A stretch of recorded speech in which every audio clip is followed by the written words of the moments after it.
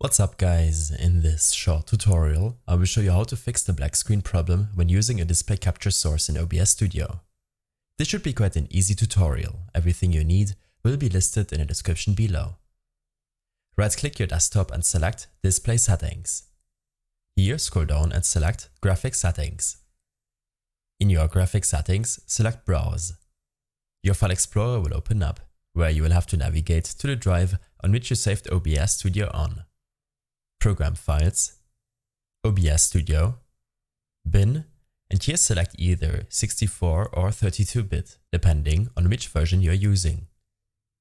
Select to add the program, and then you'll be able to change the graphics preference to power saving.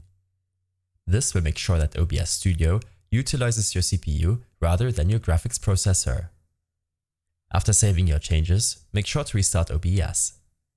The next time you open up OBS Studio, you should see that the display capture is working fine, without showing a black screen.